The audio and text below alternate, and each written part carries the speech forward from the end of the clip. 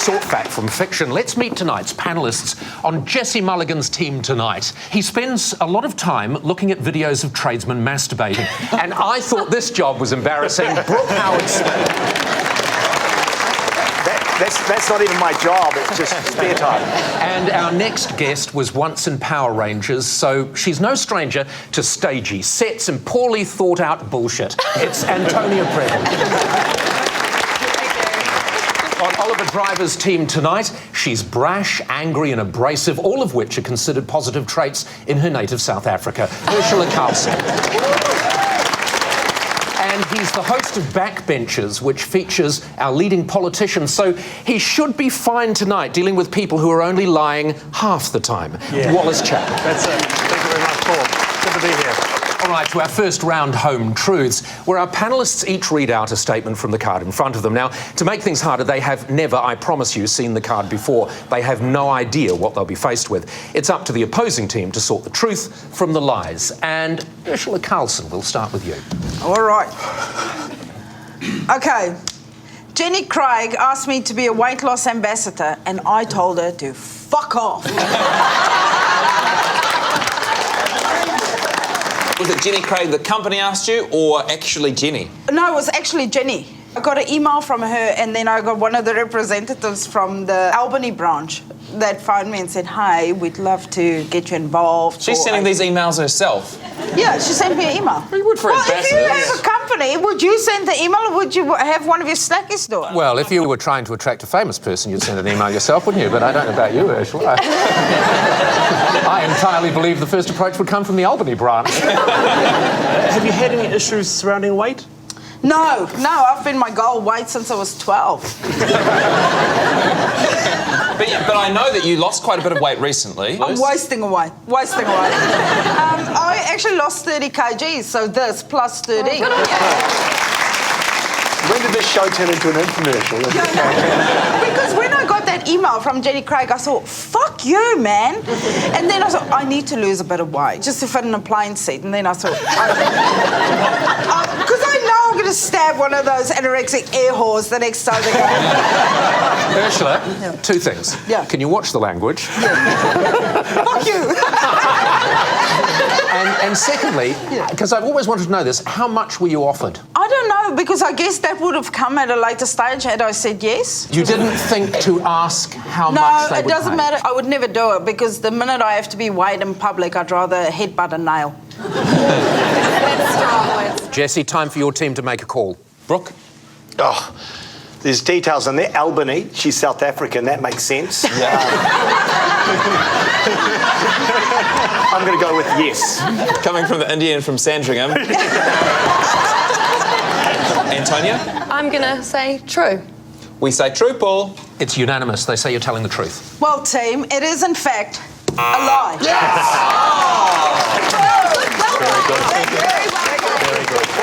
Yes, it was a lie, although I think Jenny Craig should seriously consider it. If Ursula was on television telling me to put that dessert down, I would listen. Wallace Chapman, your turn. I was invited to play guitar with Deep Purple. Who are Deep Purple? Deep Purple is this. Dun, dun, dun. Oh, yeah, I know that song. I've got another question. Name one other song by Deep Purple. Oh, don't put hard questions on me right now. Okay. That's pretty much what this is about. Sorry. Okay, Mandrake Group, Highway Star. My woman from Tokyo, you turn me on. It's really That good. is really Deep good. Purple. Really good. Okay, how did this invitation come to pass? What happened was that I was sitting on the intercity bus doing a tour of New Zealand, and there's this guy with long hair with a moustache beside me, and I go, hello, and he goes, hey dude, he goes, what do you do? And I go, I'm a student, and he goes, what do you do? He goes, I'm in a band. Should you tell a good story? It's like I'm on the bus with him. So I said, you're in a band. And he goes, what's your band's name? Let me guess. What? He said Deep Purple. He said Deep Purple, you see. And I said, so you hang out with Richard Blakeman, the guitarist? He goes, tell you what, whenever you're in England, you ring me up. Fucking hell. and you can come and jam with Deep Purple. What's a great rock and roll guitarist / singer? What's he doing in the city? That actually is a very good question. Sometimes as a rock star, I imagine you want to keep it real. You want to be down with the people. I know, Paul, you wouldn't understand that. No, I understand it. I just don't want to do it. Right. So what he was doing is he was on an inner-city tour with his wife, going around to Rotorua. And why wasn't he sitting with her? Why is he sitting there next to the poor man's Hugh What? Grant? I don't sit next to my girlfriend on the bus either. I go, you go sit in the front. That's cool right. Kids in the back. That's right. You're on. Did you continue communication with this person? Okay, what happened is this. I ran the phone, and he goes, you've reached the phone of John Lord from Deep Purple, leave a message. I rang again, 17 times later, and they never got back to me. All right, Jessie, your team now have to decide whether their story is true. Antonio, what do you think? I'm going to say it's a lie. I don't think Wallace is lying. I think that the Deep Purple guy was lying. I don't know if this is a sort of a game where No. you can decide whether this Wallace story's friend in it is lying. Yes, all right. It's not would somebody lie to me and then would I tell you about it. It's not Okay, well, so Antonio says lie. Fuck knows what Brooke thinks. We say lie. All right, Wallace. They say you're lying. Damn it, it's the truth! And it's true. It's true. And at the end of that round, Jessie's team are ahead. It's 3 points to 2. Join us after the break when we'll be playing This Is Mine.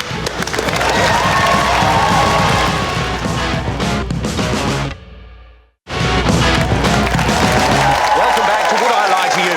Our next round's called This Is My, where we bring on a mystery guest who has a close connection to one of our panellists. Now, this week, each of Oliver's team will claim it's them that has the genuine connection. It's up to Jessie's team to spot who's telling the truth. Please welcome this week's special guest, Abraham. Welcome, Abraham. Good to have you here. All right, Oliver, who's Abraham to you? This is Abraham. He makes furniture and everyday objects to scale for me. Ursula. This is Abraham, and he taught me how to do some glass blowing. And Wallace. This is Abraham, and I went to his house for the first time in 1978 to watch colour TV. All right, Jessie, where do you want to start? We will start with Ursula's glass blowing, please. How do you blow a glass, Ursula? Well, actually, I'm glad you asked that. It's just a whole blob of glass that they put in a stone oven, and you have like a pipe that you heat up to. You stick it in there, you bring it out. You've got a leather glove thing, and you have to roll and blow. So you blow into the glass bubble. Yeah. The opposite of Millie Holmes' Saturday Night then. Yeah. And how did you occasion to meet Abraham? Well, that was actually a very funny story. It's in Wellington, right? And I was down there to do a show, and I was sitting in the pub, and he was talking about blowing, and because I was slightly intoxicated, I went, "What are you talking about blowing for?" And he goes, "No, glass blowing," because he runs this course at the university down there. This really sounds like a university subject. Waikato University, maybe, but Victoria. No, they definitely have it. I can. Where was level the- 3A? Yeah. I went to Victoria University. Did you now? Yeah. That's lucky, Ursula, isn't it? That's good news. I lived in Kelvin, 5 minutes away from the university. So where was it? I can't remember which building because, you know, it's very confusing. But I remember it was level 3. Was it on the street? Where was it? No, it was not on the street. It was in a building on level 3. Was the building on the street? The building would have been on the street. Yeah, it was above ground and everything. Have you ever blown glass again? Yes, but I'm not very good at it. I've got really broken ashtrays all over my house, and I don't even smoke. How do you blow an ashtray? Well, no, you don't. You try and make a buzz, and it breaks, and now you have this half a... It's ashtray. Oliver, can you remind me of your relationship to Abraham? Certainly, this is Abraham. He makes furniture to my scale. So you're very tall. Well, he makes it. I mean, I'm not a giant. Not freakishly I'm not large. freakish tall. I'm not like stop and be mocked in the street and laugh, but I do get, you're very tall. So, I mean, kitchen benches and tables and chairs and all that sort of thing are just a little bit low. And so Abraham was a set builder, and I met him through theatre, and very gifted sort of craftsman of things. And I was getting my kitchen done, and I said, would you want to do my kitchen? Because he was cheap. And then we started talking about it, and we started making everything kind of like to my height. Just to give us an idea, Wallace is roughly average height. Would you like to stand for a moment, Wallace? And imagine that your hands are on your bench at home. See, I mean, look, for example, this is probably... Wow. I know. I've never noticed this before. But I am tall. Holy See, now look, imagine mime cutting a carrot. Easy for him, For me... See that back bend? That's hard. Can you see that back bend, Can you see Ursula? that back bend? I wish you would just have whole carrots, really. Do you own or rent your own home? This is when I owned my own home, Oh, okay. Yeah. which was about 4 years ago when I used to live A lot of in- people go from owning to renting. It's a wise choice. Well, I got fired from Sunrise. Was it an issue for the people who bought your house that the bench tops were really high?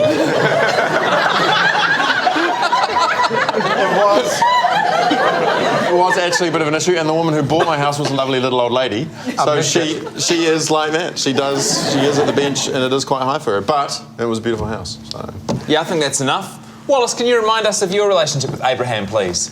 Well, Abraham rang me up in Manaroa in 1978 and said, "Hey, bro, my auntie's got one of the first colour television things in Sets. in the neighbourhood. Want to come around and watch Starsky and Hutch?" Are those facts right?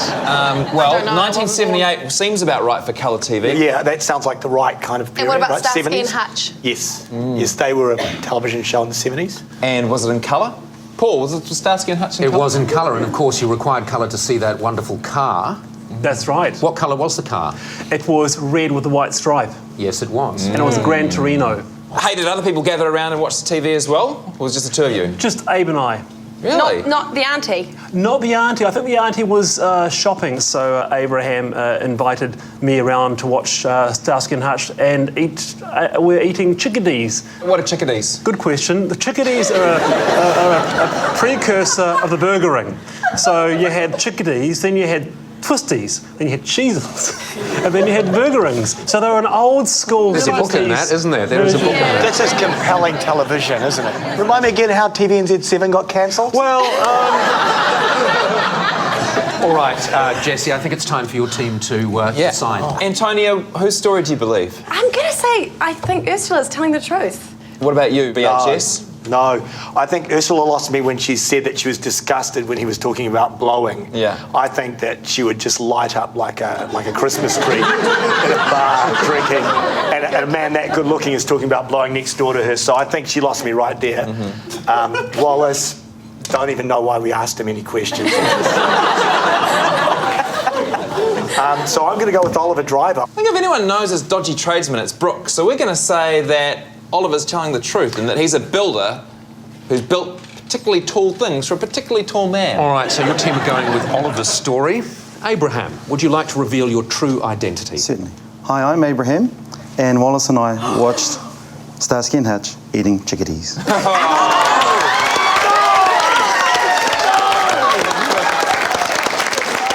haven't seen the plan in 30 years. Very good. Fantastic. Wow. Ladies and gentlemen, Abraham.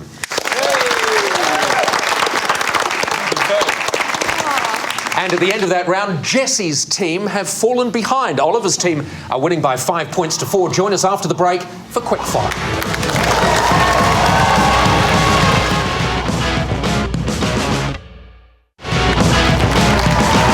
Welcome back to Would I Lie to You? Our final round this evening is Quickfire, where our panellists lie not only through their teeth, but against the clock. And again, they don't know if they're about to read out a true fact about themselves or a fact that isn't true at all, meaning it's not a fact. And Antonia, your turn. When I was a teenager, I made up a boyfriend and then I killed him off. Why did you make up a boyfriend? I was quite a shy child. When I went to high school, I joined this group of friends that was sort of kind of the more socially advanced, I suppose. You know, there's always sort of one of those. Is that code for sluts? I think I From third form, we got together with a group of boys from Scots College, the other private school in Wellington, and we just like partied together Play every croquet and every weekend. No, just have tea and biscuits. Look at my money. Look at all house of parties. And everyone everyone was like, you know, starting to hook up with everybody else. Well, no one really liked me. It was probably my fault because I was really shy and I just... So you made up a boyfriend. What was your made-up boyfriend's name? Malcolm. Why would they believe you for a second when you said, hey, I've been making out with this other guy who I don't invite on these 20-person Because gangbangs? he didn't live in Wellington. Oh, Where- Malcolm, where was he from? He was from Nelson. Did you put out for Malcolm? No, I think I never said that we went the whole way, but I'm pretty sure I said yes. We sort of potentially got to a few bases or something. A little bit of the old meerkat finger. Yeah. I didn't see your hands. Don't do it again. It's more about the head movement. Yeah. Because that's what you do in school, because you're expecting somebody to walk in on you the whole time. In school? Don't judge me, Miss. I was told I might have a boyfriend who fingered me. I was 14 when I made him up. The weird thing about your meerkat fingers, it keeps moving. You're like, what's the other person Doing doing? a whole row of girls. I'm doing all of her brains. How did he die? I said he got run over in a hit and run. Oh. And And it never made the news in New Zealand, because that would still be going. I know. All right, Oliver, it's time for your team to make a call. Ursula. I think it's the truth. I'm thinking it's lies. I'm going to go with Wallace on this one, and I think we're going to go to lie. They say, Antonia, it's a lie. It is a lie. Yeah,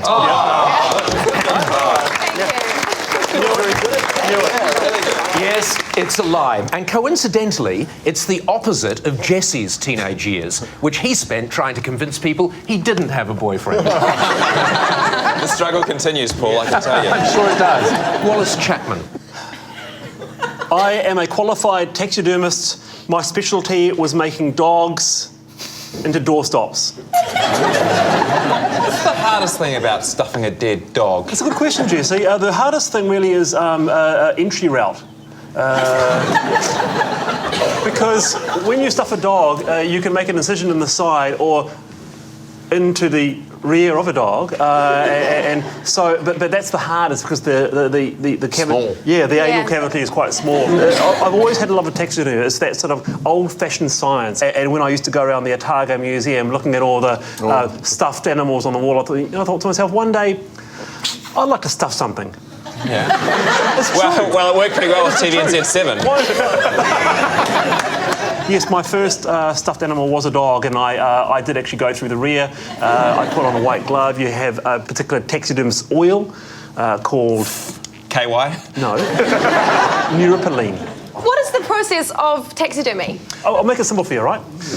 It's a dead animal. It's got fur around it. You take up the insides and you stuff it with stuff, but you've got to... OK, let's not rush through this too much. Right. How do you take the insides out? Because remember, there are bones in there as well as meat and organs. He knows that. He was a taxidermist.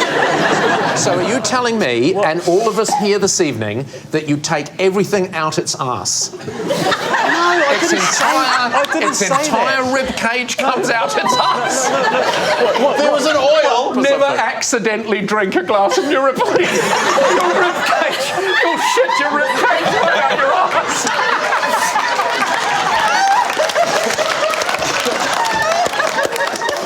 Have you never ever been to a butcher's and had a boneless meat? Have a piece of bone? You get boneless stuff all the time. Yeah, so but the bones are not taken out the arse. There was another section to this claim that they were then turned into doorstops. But I actually think we just need to make a call. Well, Brooke, is it ringing true for you? No, it has to be a lie. Antonia, what do you think? I'm going to say it's a lie. Well, I'll go with the How team. could you possibly argue with that? Yeah, they say unanimously that you are lying, Wallace. lies. Yes, it was a lie. Wallace may look like he interferes with animals, but that is just a misconception. Ursula Carlson, your turn. Okay, I got my first gun at age 5. Was it a real gun, Ursula? Yes, it was. It was actually like a rifle, but yeah. Not a handgun. Yeah, no, that's what pussies. That's what you get when you're 3. Ursula, how big were you when you were 5? Same size. The same. Same size now. Who gave you the gun? My dad in South Africa. It's rare to find a child that doesn't have one. you know, because there's a lot more wildlife and shit. And when What were you most likely to be using this gun on? An elephant or An elephant? I mean, why? That's what came into have my you head then. seen pictures of elephants? I know what a fucking elephant looks like. What I'm asking is, she said wildlife, so protecting yourself. Yeah, no, went from elephant. snakes and stuff like that. But not with, because a 22 is not great at a snake, because it's really small and you have to aim real well. And when you see a snake, it's more something like that, you know. And because you're sliding in your own shit as you're running away. You know. I think what I love about South Africa is everyone's got a South African mate, and you'll be telling a story. Oh, the dog chased me around the corner the other day. I was terrified. Like, dog, you don't know what you're talking about. Sometimes you'll go into the bathroom and go for a shower, white rhino in the corner. Average morning in Pretoria. That's ridiculous. Pretoria don't have white rhinos. No. All right, well, on that note, Jesse, I think it's time for your team to make a call. So, Brooke, what do you think? I'm going to say yes.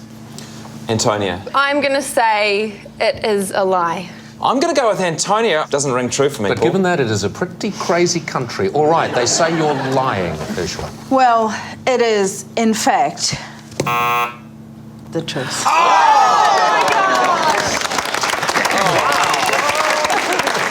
Yes, it's entirely true. Sometimes we wonder if people have enough strange true life stories for the show to keep going. And then you meet someone like Ursula. And the future looks bright again.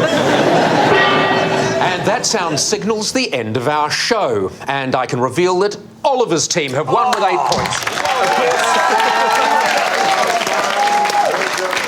Of course, it's not just a team game, and I'm going to give the Liar of the Week to someone who I think has done a brilliant job tonight, has told wonderful stories, and who I strongly believe would do me great physical harm if I don't, Ursula Carlson. Good night.